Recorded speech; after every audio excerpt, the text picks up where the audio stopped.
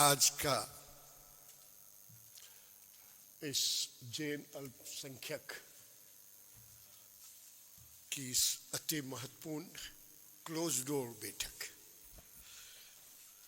में मंच पर विराजित मध्य प्रदेश शासन के पूर्व मंत्री और सबसे वरिष्ठ आज की तारीख में नेता रहे हैं जयंत मलैया जी, जो वास्तव में कई बार जब मैं पहली बार विधायक बना तो मुझे कई चीज़ों की डायरेक्शन, क्योंकि पिताजी जब मंत्री, मुख्यमंत्री, उप मुख्यमंत्री रहे तो मैं मध्य प्रदेश में ही कदम नहीं रखा।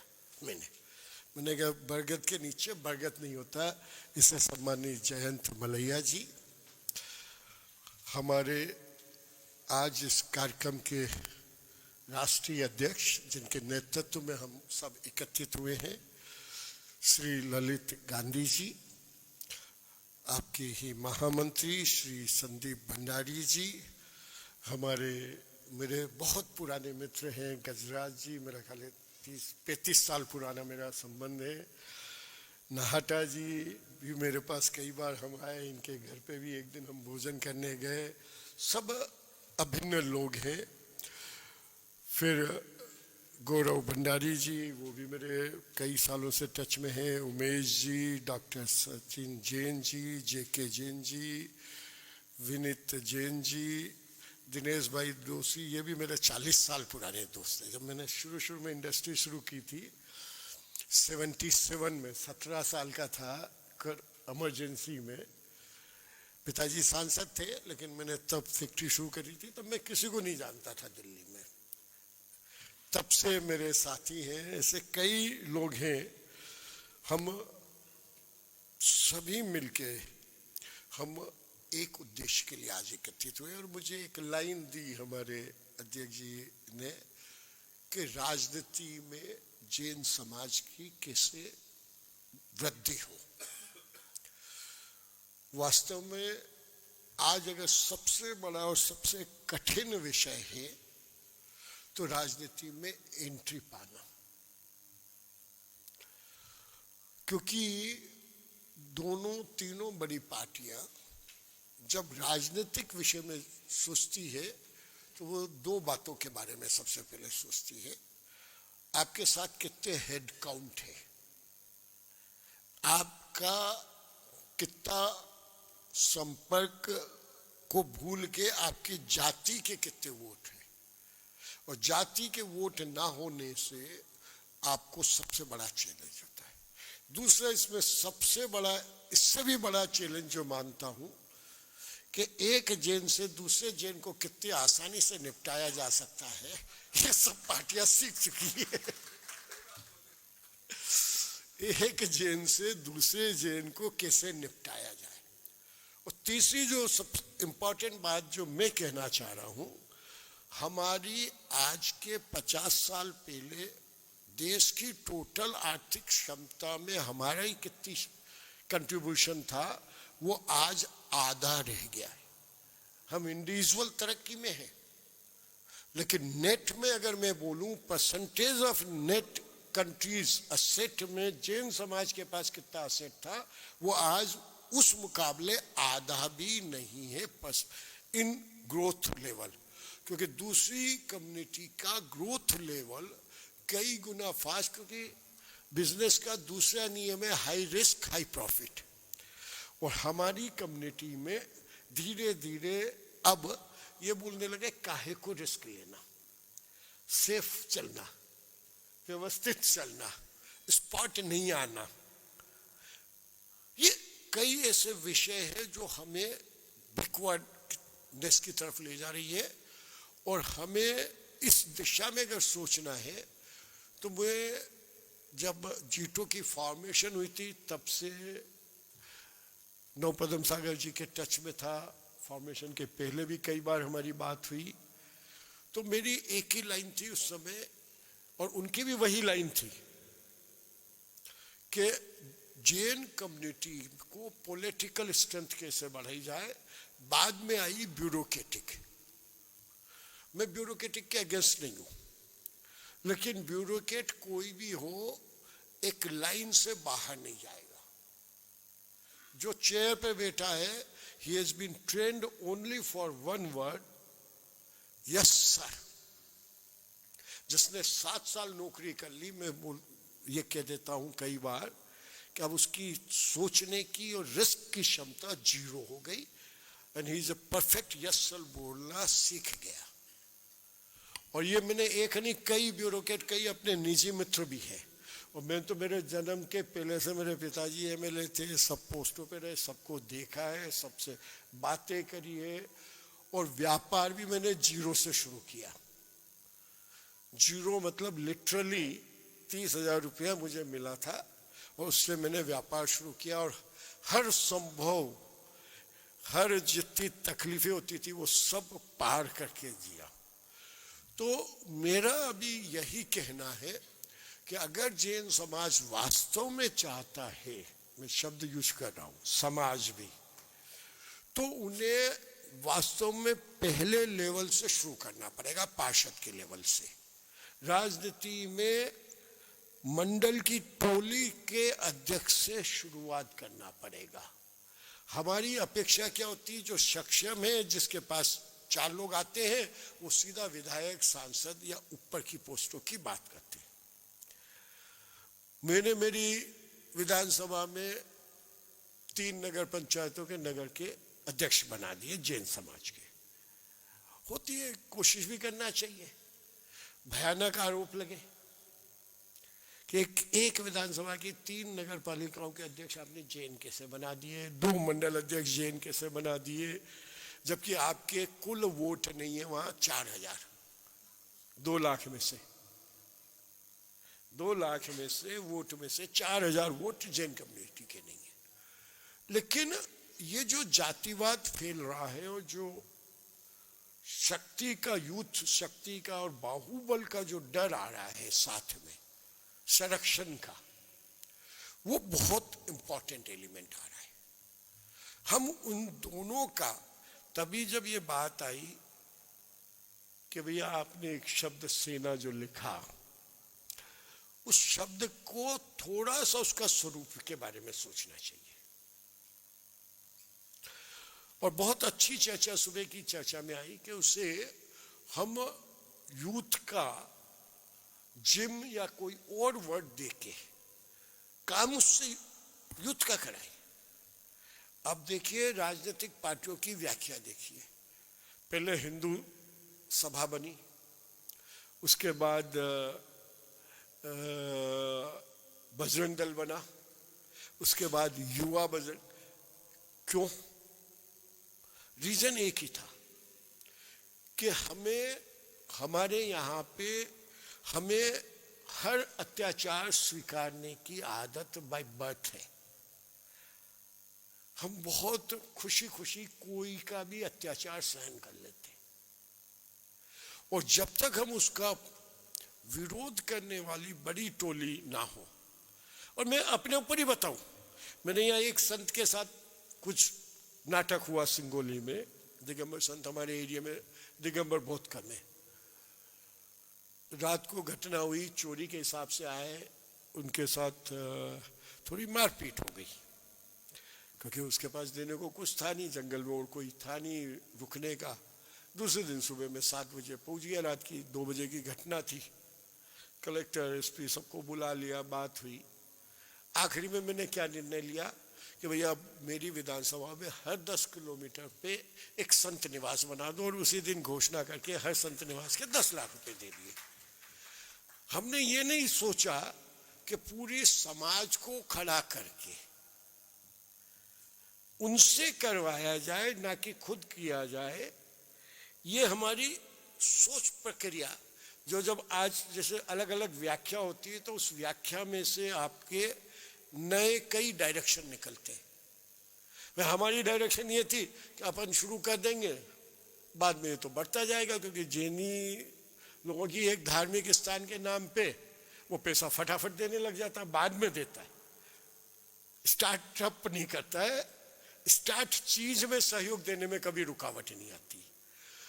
तो हमें इस युवा लॉबी या एक ऐसा शक्ति प्रदर्शन के लिए जब भी जरूरत हो राजनीति में, मुझे याद है अच्छी तरीके से अपन सुबह योगी जी की चर्चा करे थे, उनने अपनी सेना बनाई हुई थी अखाड़े की। और यहां तक एक कड़वा सच जब आया था कि जब 2011-12 के समय जब वो बने नहीं थे, बात आई थी, अमित शाह जी का एक यूपी का दौरा था, कलेक्टर एसपी ने स्पष्ट मना कर दिया कि किसी कीमत पे हम आपको प्रोटेक्शन नहीं दे पाएंगे। सरकार दूसरी थी। हमारे यहीं के एक सीनियर नेता ने तुरंत योगी जी से बात करी और योगी जी की फोर्स लेके जब वो गया, 1% उनकी युवा लॉबी थी, सेना। अब है जो भी शब्द उनका, युवा वाहिनी, और वो ले जाकर उनने पूरा दौरा कार्यक्रम करवाया। तो आज वास्तव में 3-4 बातों की जरूरत है। दूसरा, इसके पीछे 2-3 दृष्टिकोण हो रहे हैं। ये भी आज सुबह चर्चा हो रही थी कि सबसे ज्यादा शिक्षित वर्ग है और सबसे ज्यादा परिवार के लोग उसके ऊपर कंट्रोल भी करते हैं, क्योंकि संस्कार भी है। संस्कार है तो सीमाएं भी आ गई, सीमाएं आ गई, संस्कार आ गए। ग्रोथ का डिस्प्रपोर्शनेट रेट तभी आता है जब ब्लाइंड गेम होता है, रिस्क। उसके लिए परिवार में कहीं मानसिकता नहीं बनती है कि भाई हम इतना ही करेंगे, जीते जी हम तेरे को इतना ही देंगे, बाद में हम बना तेरे लिए रहे। ये वाक्य मेरा राजनीति का 2003 का था। हमारे यहाँ पे भी सब एरिया में नगर सेठ जितने भी होते थे, क्योंकि पहले सभी जैन ही होते थे, 80% जगह पूरे नगर की कंट्रोल भी उन्हीं के पास होता था।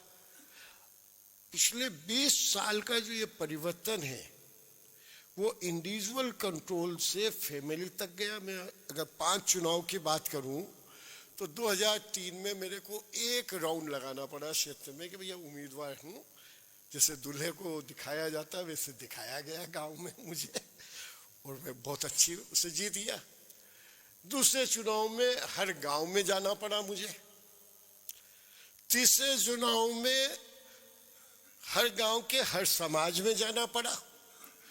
चौथे चुनाव में समाज के बाद इंडिविजुअल के घर जाना पड़ा।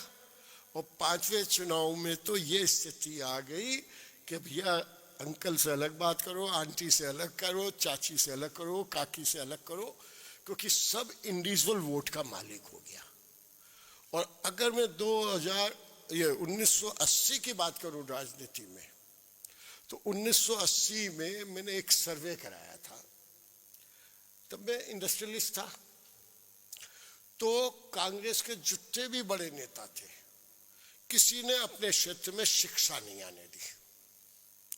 मैंने जगजीवन राम का एरिया का सर्वे कर लो, हेमवती नंदन बहुगुणा का कर लो, कमलापति त्रिपाठी का कर लो, इंदिरा गांधी के एरिया का आप सर्वे का एजुकेशन लेवल का डाटा निकाल लो।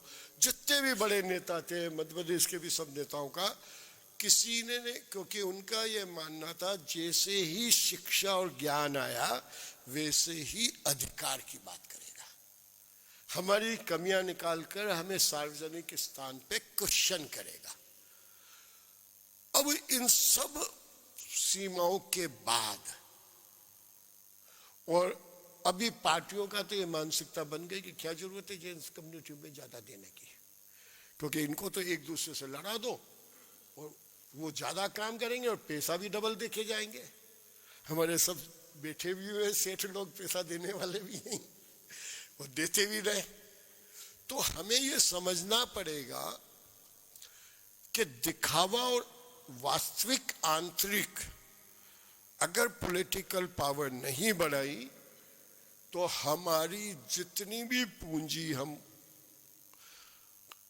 16 से 18 घंटे हमारा दिमाग केवल इकोनॉमिक ग्रोथ पे या अपने स्टेटस पे चलता है। एवरेज आधी नींद में भी जब कच्ची नींद है तब भी वो उसी पे दिमाग चलता है, वो दूसरे को नहीं दिखता है। हमें अगर वास्तव में उस पावर पे आना है तो हमें इस दिशा में सोचना पड़ेगा कि हमारी पॉलिटिकल पावर बढ़े, तभी हम ये हमारी जितनी भी असेट्स हैं अभी। और मैं सिर्फ एक उदाहरण बताऊंगा। गजराज जी उस दिन थे जब शिखर जी का हमने स्टे करवाया था। उस समय मैं मध्य प्रदेश सरकार में मंत्री था। फोन आए सब जगह से, मैंने मुख्यमंत्री से बात करी, मुख्यमंत्री ने तुरंत विधानसभा में कहा, तुरंत पीएम से बात हुई, तुरंत फिर हमारे मंत्री जी से बात हुई, केंद्रीय मंत्री जी से। चौथे दिन में यहाँ आया, केवल एक सांसद साथ में आया था, लहर सिंह, कर्नाटक के, क्योंकि वो ट्रेजरर थे, उदयपुर के पास के, हमारे एरिया के पास के थे। व्यक्तिगत संबंध मेरा बहुत अच्छा था। और बाद में जब डिक्लेयर हो गया तब हमारे आपके महाराष्ट्र के मंगल प्रभात जी आ गए। उनसे थोड़ी सी नाराजगी पार्टी ने हो गई थी। उनने तुरंत घोषणा कर दी थी कि मैं चप्पल नहीं पहनूंगा जब तक। हम मंच से सुबह बैठक करी, 4 बजे के करीब ऑर्डर हुआ। कॉन्स्टिट्यूशन क्लब में हमने पत्रकार वार्ता करी। मंच ऐसा ही सजा हुआ था, नीचे उतरे उसके पहले आपस में लड़ लिए। ये बेटे गजराज जी आप थे या नहीं थे, मेरी उस समय थी, आपसे होनी थी, आप थे। तो हम मंच से उतरे और बहस हो गई, और वो फाइल आज भी वहीं अटकी हुई है। हम कितनी लंबी बातें कर ले, वो फाइल आज भी वहीं अटकी हुई है। और जब तक हम इन बातों को बहुत बारीकी से और टोली के रूप में नहीं जाएंगे। एक चीज और सीखी, प्रशासन किससे डरता है? भीड़। और दूसरा वाक्य यह है कि भीड़ में दिमाग नहीं होता है।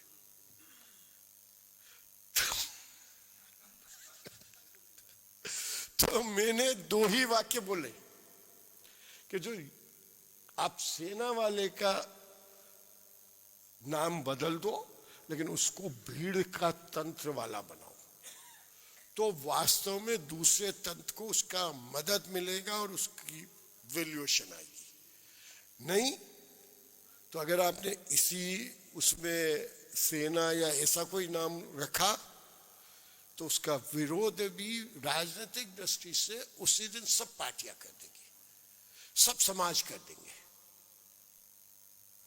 और उसका सबसे अच्छा सा तरीका भी जो समझ में आया, हम हर ब्लॉक स्तर पे एक अच्छा जिम कैसे बनाए कि पूरे क्षेत्र का यूथ हमारी कम्युनिटी के यूथ के साथ जुड़ जाए।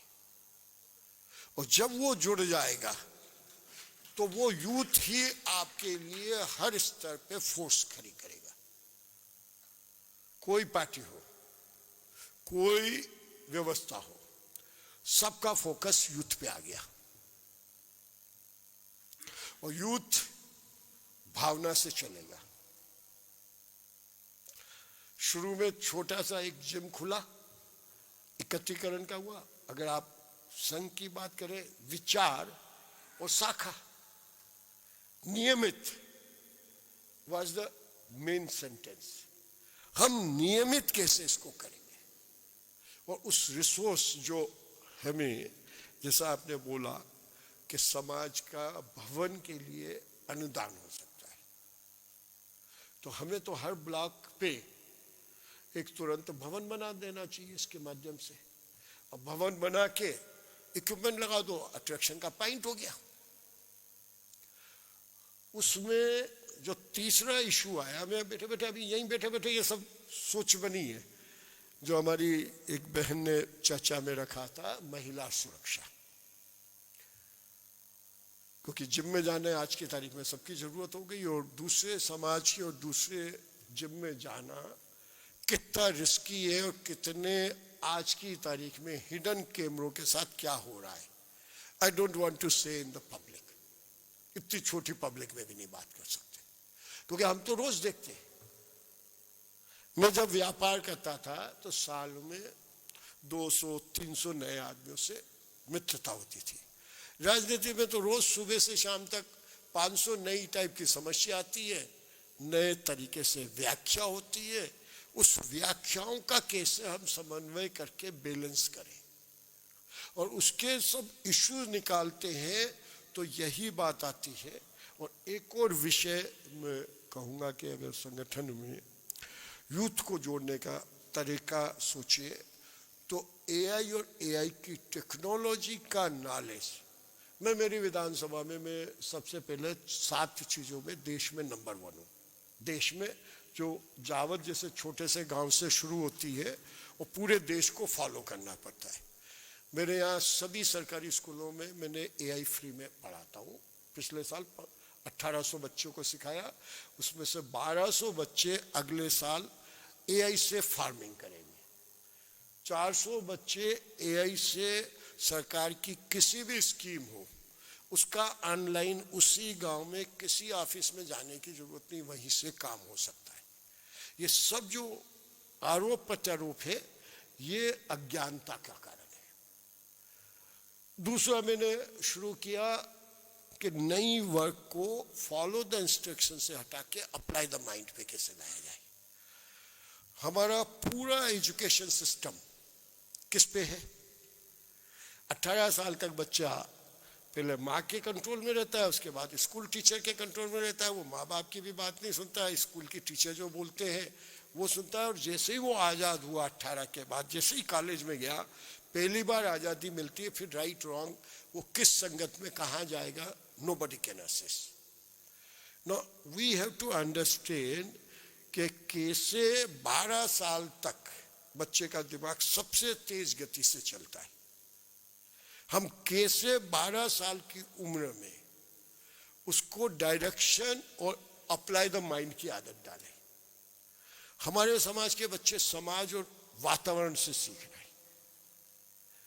स्कूल बहुत सेकेंडरी मानता हूं मैं। तो हाउ डू वी कनेक्ट कि एजुकेशन में अप्लाई द माइंड। और तीसरा जो अभी नई पॉलिसी में बहुत कम लोगों ने इसमें ऑब्जर्वेशन किया, मैंने मेरे यहाँ ड्राइव शुरू करी है। माना कोई बच्चा बेस्ट कॉलेज में एडमिशन नहीं मिला, बहुत कॉमन सी बात है। बड़े शहरों में तो आपके बम्बई दिल्ली में तो और कई गुना ज़्यादा प्रॉब्लम है एडमिशन, और बहुत कम नेताओं की चलती है उस लाइन में भी आजकल, क्योंकि 2-4-6 ऐसे केस हो गए।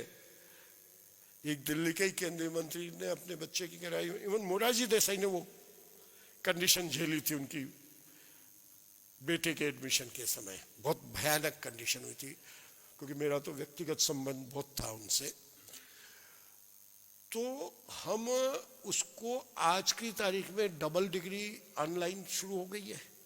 कितने लोग उसको समझकर अपन काम कर रहे हैं। अपनी कम्युनिटी के हर बच्चे को सेकंड डिग्री हम IIM अहमदाबाद, SP जैन बॉम्बे इनसे ऑनलाइन करवा दे, तो उनकी थॉट प्रोसेस और वर्किंग प्रोसेस में या दुनिया की किसी भी 2 डिग्री में ले सकते हो आप साथ।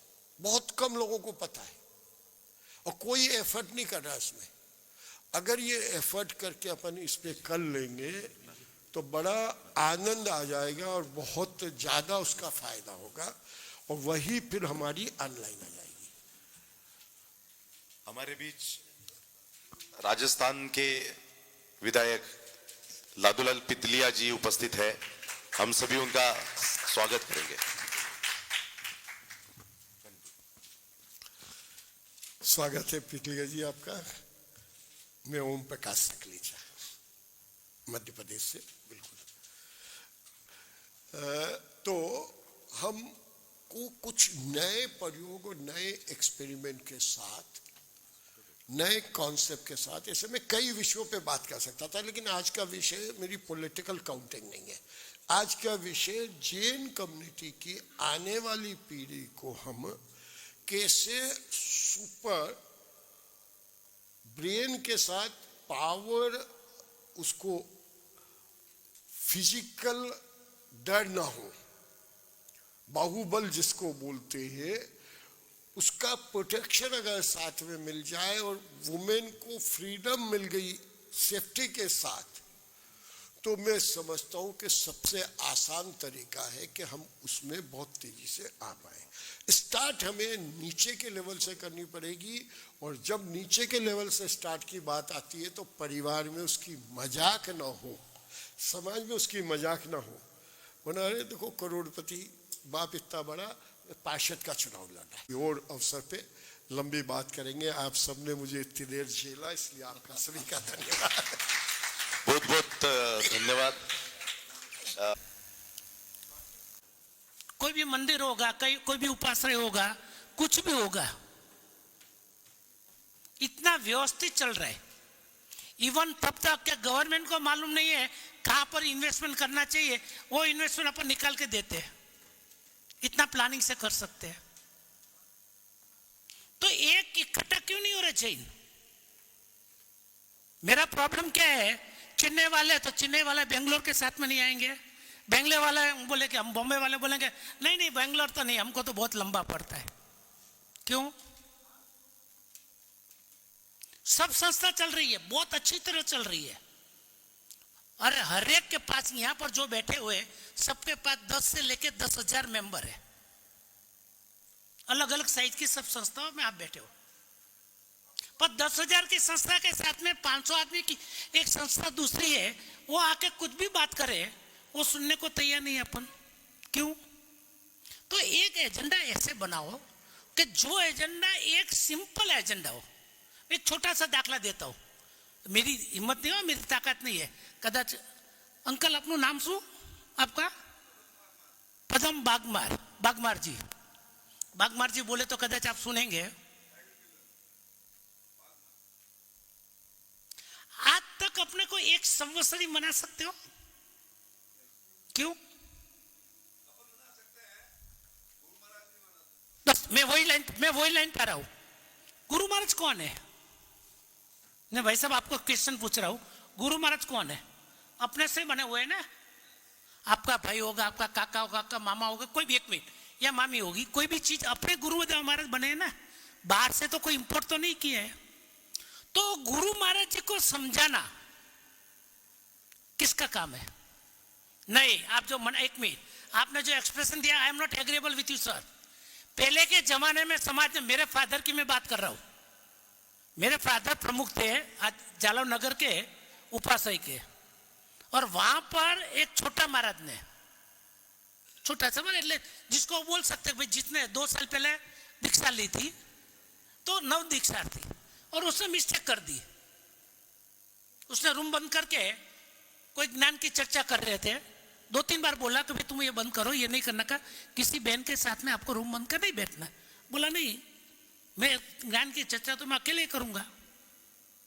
आप बिलीव नहीं करेंगे, आप ये मैं हकीकत बोला, मेरी मैं नजरों से दिखाए, बराबर बीच में, उपाश्रय के बीच में लाए और मुफ्ती खींच ली, और वहीं पर मेरे घर से कपड़ा मंगा के उसको बोला कि भाई तू जा, संसार में चले जा। वो हिम्मत में है आज समाज में? आप यहां पर महाजन बैठे ना अपन, मैं ऐसा नहीं बोल रहा कि गुरुजी खराब है, गुरुजी हमारे सम्मानीय है, गुरुजी के बिना कुछ चलने वाला नहीं है, बट गुरुजी को समझा नहीं सकते अपन। क्यों नहीं समझा सकते? अच्छा, तिथि में मेरे को यह नहीं मालूम पड़ता है कि तिथि एक करने में अपने को प्रॉब्लम क्या है। भाई साहब, मैं यही बोल रहा हूं कि तिथि एक करने में अपने को प्रॉब्लम क्या है, बताओ मेरे को।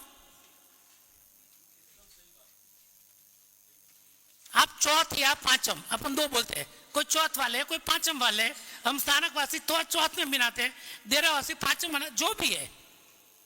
अरे जैन एक तो बनो, एक प्लेटफॉर्म पे आओ। सब मैं मीटिंग किया था 1 महीने पहले, मेरे को जैन सेल नहीं मिल रहा था, मैं अंदर की बात कर रहा हूं, ये कोई रिकॉर्डिंग नहीं करना भाई साहब। मैं 3 साल से जैन सेल मांग रहा था, तो मेरे को मिला कि तुम गुजराती सेल के प्रमुख बन जाओ।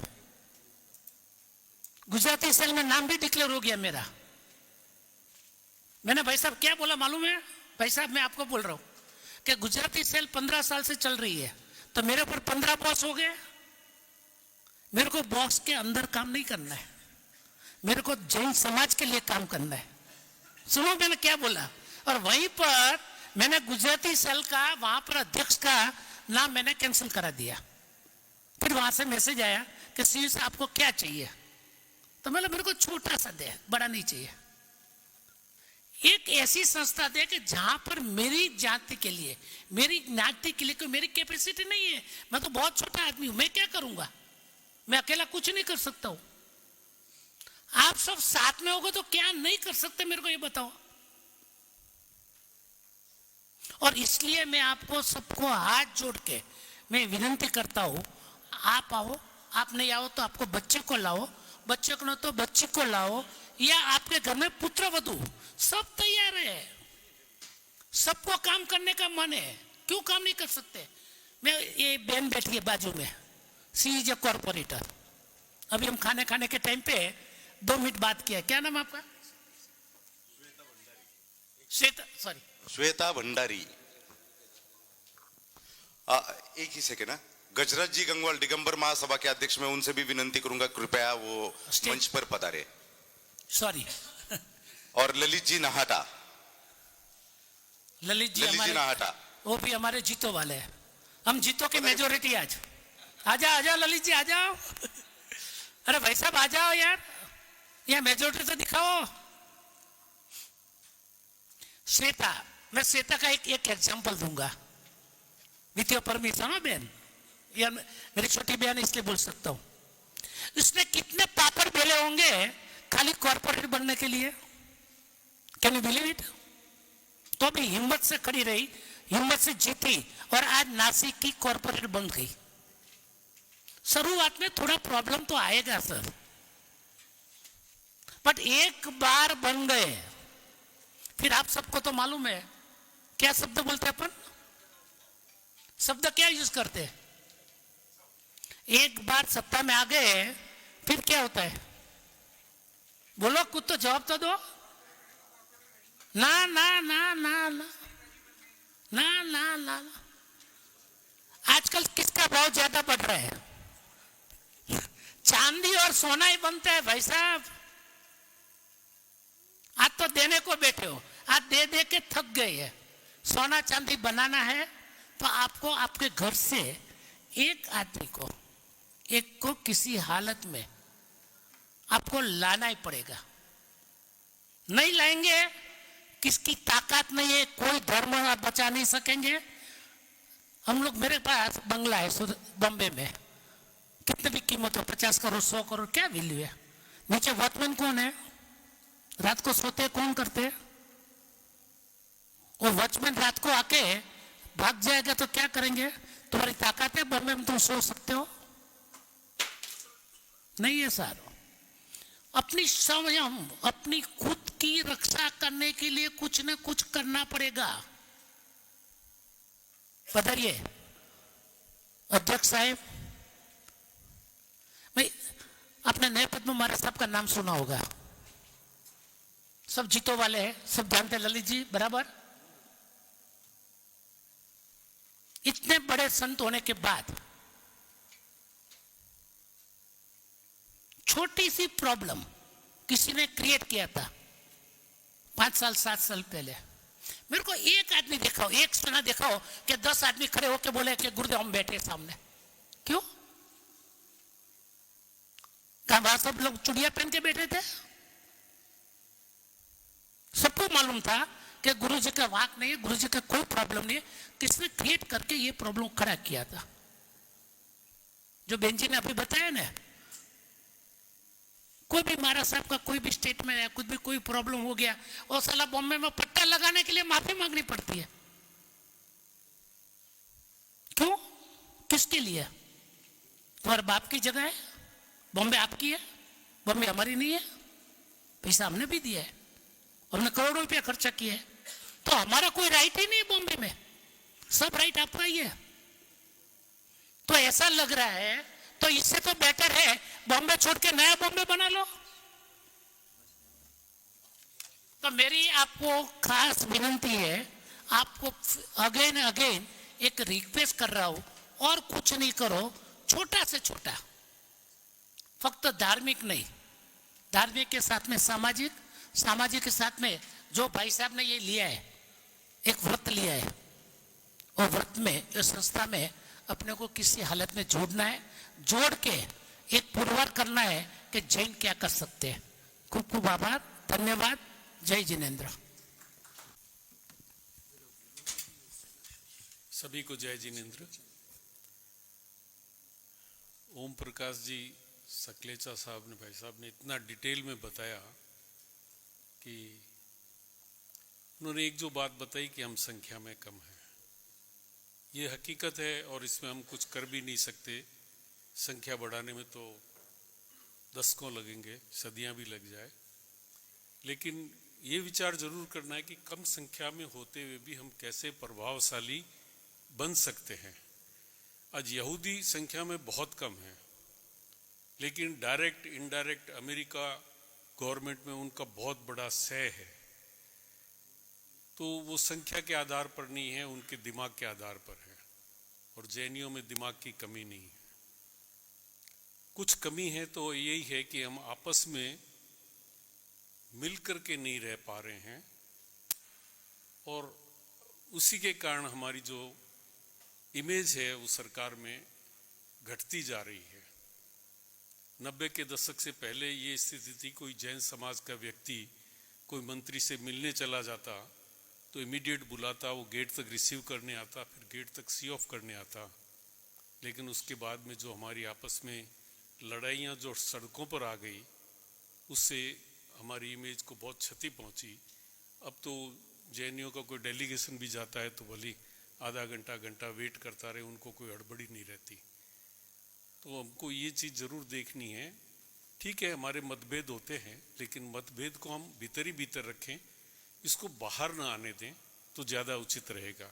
जहाँ जहाँ हम बाहर आए हैं, अभी सकलेचा साहब ने भी इशारा किया, वहाँ हमें क्षति ही पहुँची है और हमारी इमेज को बहुत बड़ा डेंट पड़ा है। सकलेचा साहब ने युवाओं का कहा, ये बहुत अच्छी सोच है, और सबसे बड़ा उदाहरण है कि आचार्य नैपदम सागर जी ने जब जीतो शुरुआत की थी तो उन्होंने सबसे पहले युवाओं को संगठित किया था, युवक महासंघ बनाया, और युवक महासंघ ने उनको उस संस्था में इतनी ज़्यादा हेल्प की कि इतना बड़ा संगठन बहुत जल्दी अपने अस्तित्व में आया और बहुत ऊंचाइयों में चला गया। तो ज़्यादा नहीं कह करके मैं यही कहूँगा कि अपने जनसंख्या से कमी के कारण घबराएं नहीं, हम अपने दिमाग को अप्लाई करें, अपना प्रभावशाली बने, सरकार में हम प्रभावशाली बने, और अपनी एकता के कारण ही हम अपने ज़्यादा स्ट्रेंथ को दिखा सकते हैं। तो हमारे ध्यान एकता की तरफ जाना चाहिए। ललित जी गांधी ने बहुत अच्छा काम शुरू किया है कि सबको संगठित कर रहे हैं, और ये संगठन करना हमारे एक बहुत बड़ा सफलता का कारण भी बनेगा। ये पूरा आशा है, उम्मीद है। धन्यवाद। जय जिनेंद्र। हमारे अध्यक्ष महोदय श्री ललित जी गांधी एवं समाज के सारे प्रतिष्ठित लोग जो आज यहाँ पर हम लोग आए हैं, सबसे पहले तो मैं सबको सादर जय जिनेंद्र। आज समाज के सामने क्या मुद्दे हैं, हमें उसे समझना पड़ेगा। जैन समाज के अंदर में हमें सबको संगठित होना पड़ेगा, चाहे सितांबर हो, दिगंबर हो, स्थानकवासी हो, तेरापंथी हो। हम सरकार तक भी ये बात का पता है। हमारे यशस्वी प्रधानमंत्री नरेंद्र मोदी जी ने भी जब सम्मेद शिखर का मामला आया था तो उन्होंने भी एक ही बात कही थी कि आप लोग संगठित हो। अगर हमारे जैन समाज को आगे बढ़ना है तो सबसे पहले हमें संगठित होना पड़ेगा। हमारी सरकार से कोई शिकायत नहीं है, सरकार से शिकायत क्योंकि आप संगठित नहीं हो। कोई क्या बोलता है, कोई क्या बोलता है, सरकार को भी पता नहीं है कि हम चाहते क्या हैं। जहां तक हमारे ओम प्रकाश सकलेचा जी ने, हमारे इनसे बहुत पुराने रिलेशन हैं, और मैं तो जब 35 साल की उम्र थी तब से ही सामाजिक काम के अंदर में रहा हूं।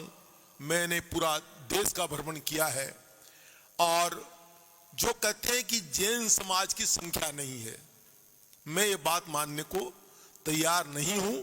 ये सरकारी आंकड़ों में जैन समाज की संख्या 44.5 लाख है, लेकिन मैं दावे के साथ कह सकता हूं कि अब 2027 में जो जनगणना आ रही है, जैन समाज की संख्या 3 करोड़ से ऊपर निकलेगी।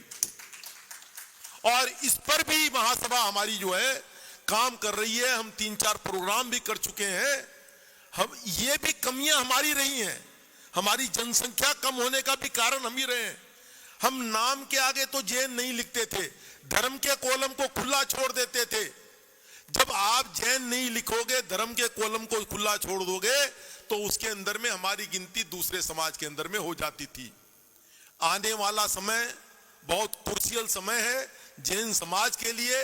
इस बार जनगणना के अंदर में अब सब संस्थाएं लग गई हैं। शुरुआत महासभा ने की थी, अब सब संस्थाएं काम कर रही हैं। सारी संस्था मिलकर कर काम करेंगी तो हमारा सही आंकड़ा सरकार के पास जब पहुंचेगा, तो सरकार के अंदर में भी जब आपकी गिनती करोड़ों में आ जाएगी, तो आप सरकार की भी सोच हमारे प्रति बदल जाएगी। क्योंकि हमारे सकलेजा साहब ने भी एक बात कही कि गणना या राजनीति के अंदर में आपको जाना है तो पहले आपको सर गिनवाने पड़ेंगे कितने हैं। जब संख्या ही आपकी 44 लाख रहेगी तो आपकी गिनती भी कैसे हो सकती है। तो अभी आने वाले साल के अंदर में जनगणना 2027 में चालू हो रही है, हाउस लिस्टिंग का काम चालू हो चुका है। हमें सभी संस्थाओं को मिल करके इस पर फोकस करना पड़ेगा और सही जनगणना हो करके और सरकार के पास सही आंकड़ा आ जाए तो जैन समाज का एक कहानी बदल जाएगी। क्यों जैन समाज एक ऐसी समाज है कि लोगों के हित के लिए काम करती है। हम जैन धर्म के लिए नहीं, दूसरे धर्म के लिए भी काम करते हैं। जब कोरोना काल आया था तो जितना काम भारतवर्ष में जैन समाज ने किया है, कोई समाज ने नहीं किया होगा। हर जगह जैन समाज ने काम किया। और जैन समाज आज भी कोई भी विपदा अगर शासन के सामने गर्म सरकार, आज जैन समाज हमेशा एक पांव पर खड़ी रहेगी और सरकार जैसा चाहती है जैन समाज हर काम करने को तैयार है। लेकिन हमारी एकजुटता नहीं होने से एक जैन दूसरे जैन को खींचने को तैयार है। हमें अपनी सोच बदलनी पड़ेगी। अगर हम अपनी सोच बदल देंगे तो कोई भी काम हमारे लिए आसान नहीं है। जहां तक राजनीति का सवाल है, हमें राजनीति के अंदर में भी अपनी संख्या बढ़ानी चाहिए। जैसे सकलेजा जी को बहुत पुराना अनुभव है, क्योंकि ये तो आज 30 साल 35 साल से राजनीति में लगे हुए हैं। आपके पिताजी भी राजस्थान के मध्य प्रदेश के मुख्यमंत्री रहे हुए हैं, इनको बहुत नॉलेज है। और हमारे जो है सो इनके नॉलेज का हमको फायदा उठाना चाहिए। क्योंकि एक जैन होने के नाते कि जैनियों की संख्या नहीं है इसलिए इसको टिकट नहीं दी जाएगी। आज जो देश का माहौल है, अगर जैन समाज की संख्या कम भी रहेगी और भारतीय जनता पार्टी अगर उसको टिकट देगी, तो आज जो भी वोट मिलता है हमारे यशस्वी प्रधानमंत्री नरेंद्र मोदी जी के कारण मिलता है। अगर जैन समाज को भी टिकट मिलेगी तो जैन समाज भी जीत के दिखाएगी। क्यों कि आज वोट पार्टी के नाम से मिलता है, यशस्वी प्रधानमंत्री नरेंद्र मोदी जी के नाम से मिलता है। यह सच्चाई है। जब सम्मेलन शिखर का मुद्दा आया था, हमारे ओम प्रकाश सकलेजा जी उस दिन बैठे हुए थे। मैंने पहली बार ऐसा देखा है कि 5 घंटे के अंदर में आदेश होकर के और उसका नोटिफिकेशन जारी हो जाना, यह सिर्फ हो सकता है तो नरेंद्र मोदी जी के शासन में ही हो सकता है। मैंने बहुत सरकारें देखी है, बहुत शासन देखा है, लेकिन जिस तरीका से उस दिन काम हुआ, 11 बजे मीटिंग चालू हुई थी और 4 बजे ऑर्डर की कॉपी हमारे हाथ में थी। फिर हम लोगों ने प्रेस कॉन्फ्रेंस किया था, सितंबर दिगंबर हम सब साथ में थे। लेकिन जब सम्मेलन शिखर का मामला जब आया था, हमारी मीटिंग भूपेंद्र यादव जी से हुई थी और मैसेज भी प्रधानमंत्री कार्यालय से उनको पहुंचा हुआ था। मैंने उनको कहा था कि जैन समाज एक अहिंसक समाज है, जैन समाज अहिंसा पे नहीं जाती है, लेकिन ये सम्मेलन शिखर का जो मुद्दा ऐसा है, अगर इसके अंदर में सरकार ने ध्यान नहीं दिया तो सरकार के खिलाफ में लोग सड़कों पर आ जाएंगे। और वही हुआ, लोग सड़कों पे आए और सरकार को हाथों हाथ इस मामले को सलटारा करके और 4 घंटे के अंदर अंदर नोटिफिकेशन निकाल के कॉपी हम लोग के हाथ में दी। सकलैया जी आप तो साक्षी हो उस दिन के। तो चीज क्या है, कोई सरकार का दोष नहीं है, सरकार हमारे साथ है, सरकार हमारी भी मदद करना चाहती है, जैन समाज की बात भी सुनना चाहती है। अगर सही तरीके से तो हम सरकार के सामने रखें, लेकिन जैन समाज को संगठित होना पड़ेगा। हम 13 पंथ 20 पंथी ये पंथों के चक्कर में उलझे रहेंगे तो हमेशा उलझे रहेंगे। ना आप अपनी धर्म की रक्षा कर पाएंगे, ना समाज की रक्षा कर पाएंगे, ना अपनी संस्कृति को बचा पाएंगे। इसलिए हमें संगठित होना जरूरी है। जैन समाज एक अल्पसंख्यक समाज है और जहां तक जैन समाज को अल्पसंख्यक का दर्जा जब मिला था तो जैन समाज को आज भी सरकार की जितनी योजनाएं हैं उसके अंदर में सरकार कोई भी सरकार की योजनाओं का 5% भी हिस्सा जैन समाज नहीं लेती है, क्योंकि जैन समाज सक्षम जैन समाज है। हम तो अल्पसंख्यक का दर्जा भी जो लिया था इसलिए कि हमारी स्कूल कॉलेज वगैरह वगैरह जो है बचे रहे, हमारी संस्थाएं बची रहे, इसलिए अल्पसंख्यक का दर्जा जो है जैन समाज ने लिया था। जैन समाज कोई सरकारी बेनिफिट के लिए उस टाइम जो है नहीं लड़ी थी। जैन समाज तो यही थी कि हमारी हर चीज की रक्षा हो, इसलिए जैन समाज एक अल्पसंख्यक समाज का दर्जा माइनॉरिटी के अंदर में हम लोग को मिला था। तो मैं इतनी बात कहूंगा क्योंकि और भी लोगों को बोलना है। हमें संगठित होने की जरूरत है। अगर हम संगठित होंगे तो हमारा कोई काम रुक नहीं सकता है। सबको सादर जय। भगवान महावीर स्वामी जी के चरणों में कोटि सा वंदन। आज दिल्ली के महाराष्ट्र भवन में पधारे हमारे समाज के सभी श्रवगण और मंच पे विराजे हमारे समाज के ललित जी गांधी, राज्य मंत्री जैन अल्पसंख्यक विकास आर्थिक महामंडल, संदीप जी भंडारी राष्ट्रीय महामंत्री जी, ललित जी नाटा जी, गजराज जी गंगावल जी दिगंबर महासभा से, जयंती जी मलैया, ओम प्रकाश जी सकलेचा जी, सौरभ जी भंडारी जी राष्ट्रीय संयुक्त मंत्री, उमेश जी जैन, डॉक्टर संजीव जी जैन, जेके जैन, विपिन जी जैन, दिनेश भाई जी ढोसी जैन महासभा। मैं आज पहली बार आपके सामने उपस्थित हूँ। मैं राजस्थान से भीलवाड़ा जिले के सहाड़ा विधानसभा क्षेत्र से आता हूँ। मेरा गांव पंचायत हेडक्वार्टर है।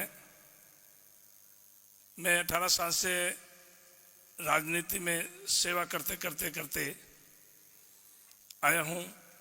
मेरी सीट जो सहाड़ा की काफ़ी सालों से अब तक, यानी मेरे से पहले एक ही समाज यानी जाट समाज को ही टिकट देते थे, भारतीय जनता पार्टी। हमारे जो पंजाब के राज्यपाल आदरणीय गुलाब चंद सिंह कटारिया साहब, उनका भी मेरे ऊपर आशीर्वाद रहा। बट सहाड़ा से जो लोग जाते हैं बोलते हैं कि भाई इस बार एक वैश्य को टिकट दिया जाए, तो उन्होंने बोले कि भाई हमारा जाति समीकरण बैठाना पड़ता है। मेवाड़ में की सीटों में एक सीट जाट को सहाड़ा में ही देते हैं भारतीय जनता पार्टी, वो सहाड़ा को देते हैं एक सीट और जैन को नहीं मिलेगा वैश्य, चाहे सीट हमारी हारो या जीतो। उससे हमारे को हम नहीं सोचेंगे क्योंकि हमारे को जाति बैलेंसिंग बनाना पड़ता है। ठीक है, तो मैं तो व्यवसाय करता ही हूँ, बेंगलोर अभी भी है। सेवा करते करते 2018 में फर्स्ट निर्दलीय चुनाव लड़ा। सहाड़ा के अंदर 30,570 वोट मिले। इसके बाद उस टाइम में 18% वोट मिले मेरे को। 64,000 कांग्रेस, 58,000 बीजेपी, 30,500 मेरे को मिले और 22,000 इंडिपेंडेंट और दूसरे पार्टी को मिले थे। मैं मैदान में डटा रहा, हिम्मत नहीं आ रहा। इसके बाद 2021 के अंदर वापस चुनाव हुआ, उपचुनाव। कांग्रेस विधायक की डेथ हुई कोरोना काल में। कुछ कारणों से वापस में फार्म उठाया मैं। उस टाइम पूरे भारत के अंदर उपचुनाव हुए थे, कलकत्ता के अंदर भी हुए थे। 15 दिन तक सुर्खियों में रहा। इसके बाद वापस मैं मैदान में डटा रहा। 2023 के अंदर मेरे 20 उम्मीदवार एक तरफ, मैं अकेला एक तरफ। वो सभी बोले पितले जी आप हमारे साथ आओ, हम साथ में रहेंगे, जिसको भी टिकट मिलेगा उसके साथ आपको रहना है। मैं उनको बोला भाई मैं नहीं हूं, मैं चुनाव लड़ूंगा, पार्टी टिकट दे या नहीं दे, मेरे ऊपर भीम विधानसभा यानी भीम के पास आता है अपना शंकर सिंह जी रावत आते हैं ब्यावर विधानसभा क्षेत्र से। उनकी विधानसभा क्षेत्र से एक टाटगढ़ गांव का टाटगढ़ आता है जो भीम के पास पड़ता है।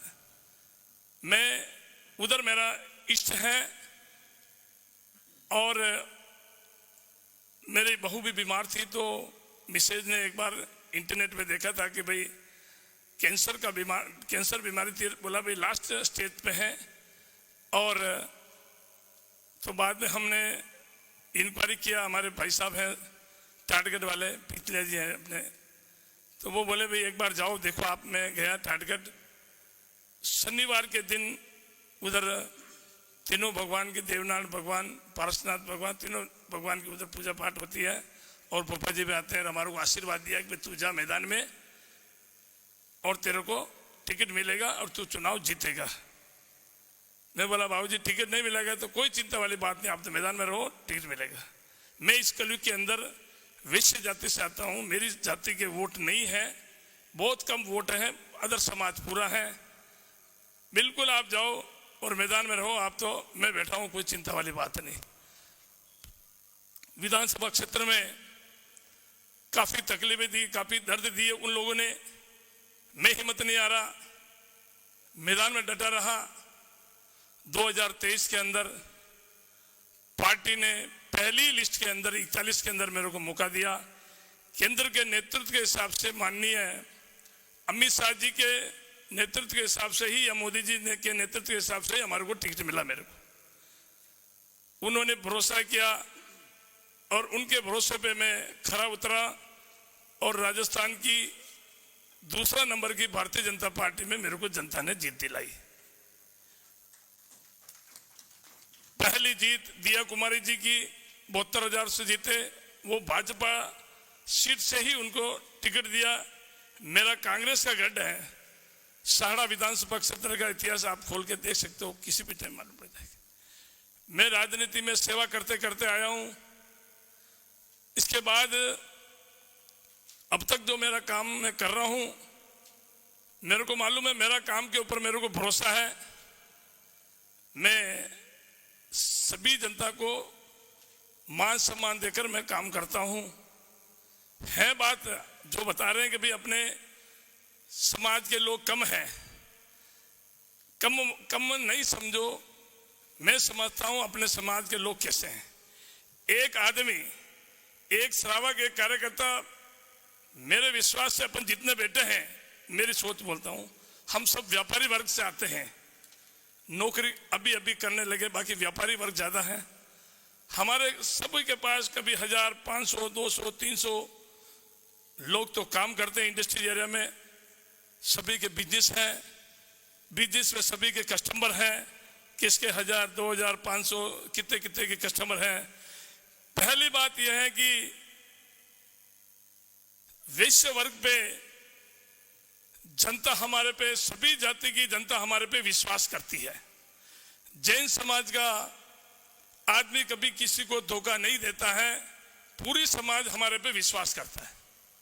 तो मेरा सोचना यह है, आप अपने आप को 1% भी हल्का नहीं समझे, यानी कमजोर नहीं समझे।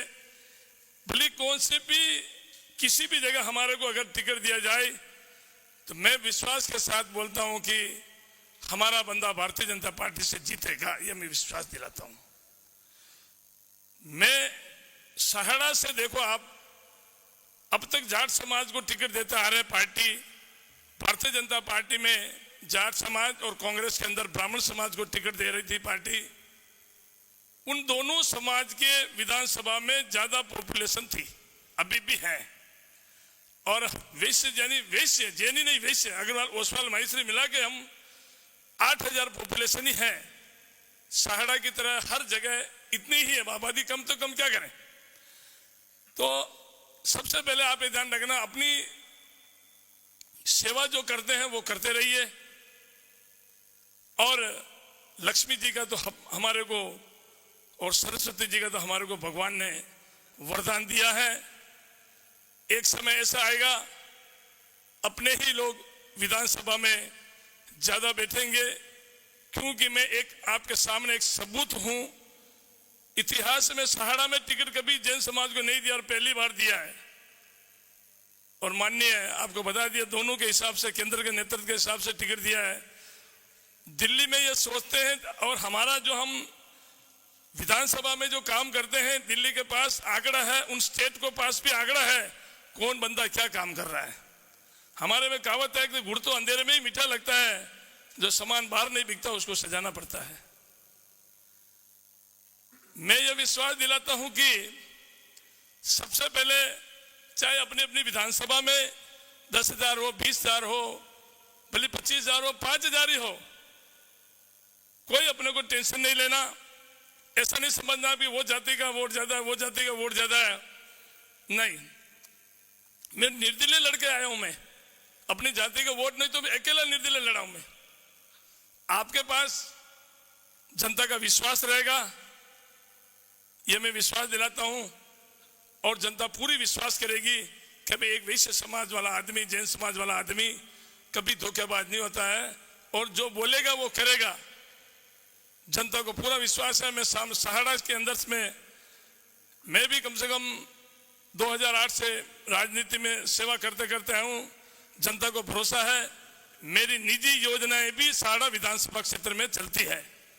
जनता पूरा उम्मीद रख के हमारे को जिताए हैं। और हमारा जैन समाज भी, जो हमारे राजस्थान के सरकारी विभाग में भी अधिकारी बहुत हैं। पिछले यानी जो अभी एसीएस अखिल अरोड़ा जी हैं, उससे पहले शिखर अग्रवाल जी थे। एसीएस बोले तो हमारे सीएम साहब के बाद में जस्ट नीचे वाली पोस्ट है। तो और अलग अलग विभागों में भी अपने समाज के लोग हैं। और आप लोगों ने जो बुलाकर मेरे को मान सम्मान दिया, इसके लिए सभी को बहुत बहुत धन्यवाद, बहुत बहुत साधुवाद। और कुछ बात और भी है जो थोड़े दिन पहले 10-15 दिन पहले अपन जयपुर में भी बैठे थे। अजय जी दांडिया और हमारे समाज के लोग सभी बैठे थे। कुछ बात भी हुई थी, अल्पसंख्यक के जो नाम शब्द हैं उसके बारे में बातचीत हुई थी। ठीक है, आप जो भी पॉइंट बोले समझ गए। पहले अपने को कॉलेज स्कूलें ये वगैरह वो ठीक है। अब जो समय की स्थिति जो है, माननीय राज्यपाल साहब से बात हुई थी कि भाई अल्पसंख्यक मोर्चा के अंदर राजस्थान में जैसे पूरा भारत रहेगा, राजस्थान के अंदर प्रदेश कार्यकारिणी के अंदर तो अपने लोगों को लिया नहीं, अपने को लिया अल्प मोर्चा संख्या में। अल्प मोर्चा संख्या के अंदर मुस्लिम समाज का अध्यक्ष रहता है। इसके बाद में अपने लोगों को कार्यकारिणी में बनाए, कार्यकारिणी के अंदर बनाए तो अपने लोगों को मीटिंग रखने को बोले। भाई वो तो सिस्टम ही है, नियम है। अपने लोग मीटिंग मंदिर में रखी। अब मंदिर में मीटिंग रखी है, मंदिर में तो वो मुस्लिम समाज के लोग भी आएंगे, क्योंकि वो तो अल्पसंख्यक मोर्चा तो वो अध्यक्ष तो वो बना। अब उसी मंदिर के अंदर वो आएंगे। हमारा मंदिर के अंदर हम शाकाहारी है, हम जैन समुदाय, हमारा सब तरह का सिस्टम ही पूरा अलग है। अब वो मांसाहारी है, हर तरह से है। हमारे मंदिर के अंदर आके बैठेगा, मीटिंग करेंगे, ये करेंगे, ये करेंगे। ये भी एक चिंता वाली बात है, दर्द वाली बात है कि अल्पसंख्यक के अंदर के तो वो समाज हम के तो अलग होना चाहिए, या वो हमारे अंदर नहीं होना चाहिए। ये भी एक दर्द। आने वाले पीढ़ी के अंदर ये मंदिरों के अंदर मीटिंग करेंगे, हमारी बहन बेटियां भी मंदिरों में आएगी, मुस्लिम समाज भी आएगा, तो थोड़ा कुछ वो भी एक दर्द वाला बात है। तकलीफ ऐसा न लवजियात वाला मामला, ये मामला, उधर भी वो अलग मामला चल रहा है। ये अपने को थोड़ा सोचना है, इस पे भी अपने को देख के विचार विमर्श करना है। और मेरे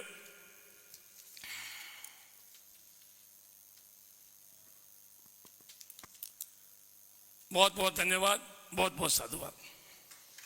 धन्यवाद।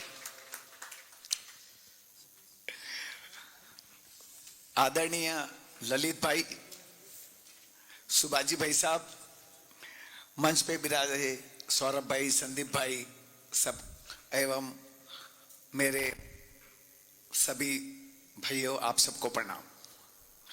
अभी आज मेरे को एक विषय ललित भाई ने दिया था, लेकिन मैं ललित भाई को सर्वप्रथम ये बता दूं कि बहुत ही सुंदर कार्यक्रम आज रात सुबह से देख रहा हूं मैं कि 9 बजे का समय दिया और 9 बजे से हमारी ऑडियंस भी खूब है और एक एक सब्जेक्ट पे, जैन धर्म पे अच्छा एनालिसिस और विश्लेषण हुआ है।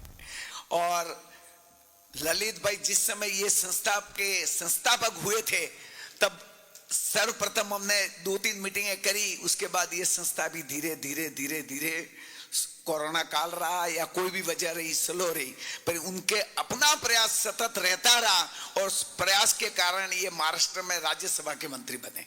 ये उपलब्धि है कि इनका प्रयास रहा और इन्होंने कभी ये छोड़ा नहीं, भले स्लो हुआ या फास्ट हुआ, लेकिन कार्यरत रहे, कार्य करते रहे और जिन धर्म का बोलते हैं ना, जिन शासन की ध्वजा लहराते रहे, तो आज ये इस पोस्ट पे पहुंचे। और सर्वप्रथम आज दिल्ली में इतना बड़ा आयोजन किया, मैं बहुत बहुत साधुवाद देता हूं कि इस तरह के आयोजन आप करते रहे, निश्चित बदलाव आएगा।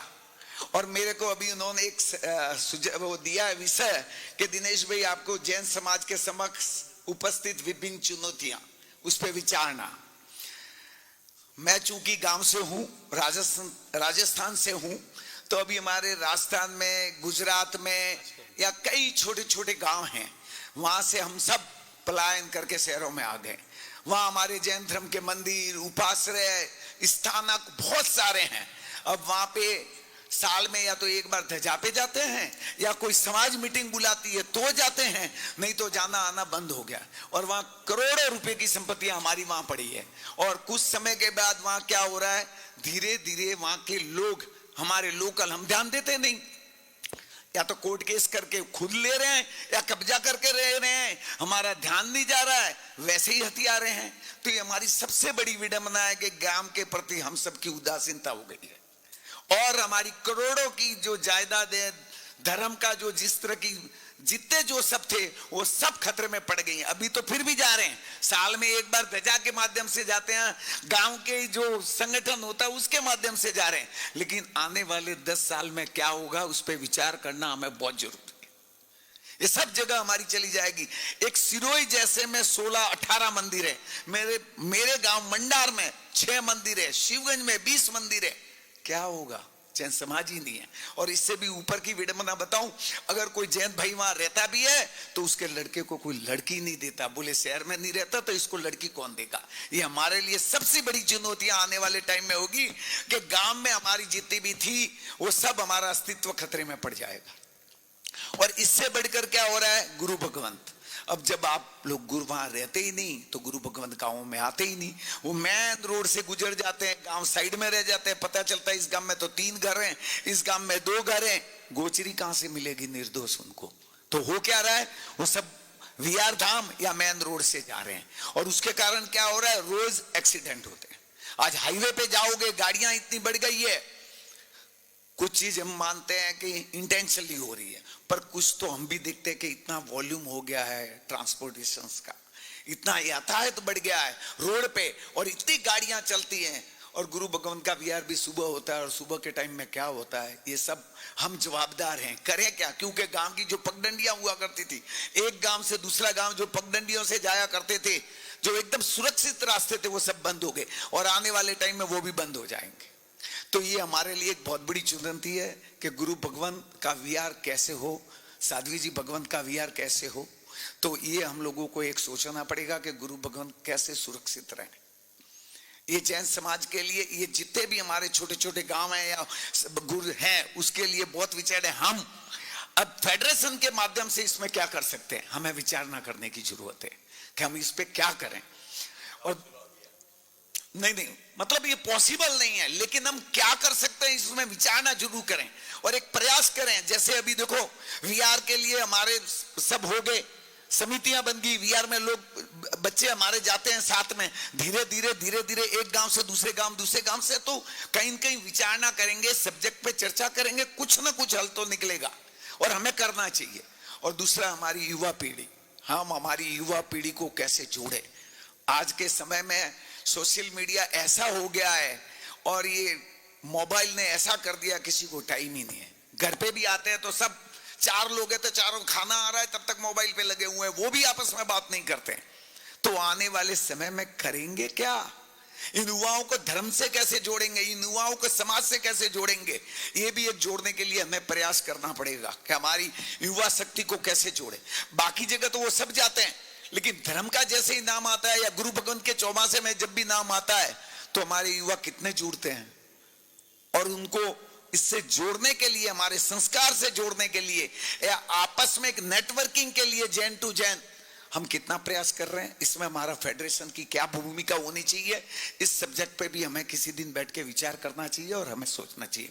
मैं आपको बहुत बहुत धन्यवाद देता हूं ललित भाई के, बहुत ही सुंदर आयोजन आप लोगों ने यहाँ किया और ये सतत होना चाहिए। और अभी तो आप पावर में हैं, इसलिए देखो आपको महाराष्ट्र भवन मिल गया, तो इस मशीनरी का इस तरह यूज करो हर जगह, ताकि हम लोगों को इसमें मुख्य रह के कार्य कर सकें। और आज तो हम कोई भी आवाज भी अगर उठाएंगे तो ललित भाई महाराष्ट्र में, इसी तरह राजस्थान में, इसी तरह गुजरात में जहां हमारी संख्या है, एमपी में, वहां हम कैसे आपके माध्यम से लाभ ले सकें वो भी हम लोगों को उस पर चर्चा करनी चाहिए कि। और आज बहुत अच्छा हमारा डिस्कशन हुआ, ये हो रहा है वो हो रहा है, और लोगों ने कहा कि हमें तो अनभिज्ञ है, पता ही नहीं है।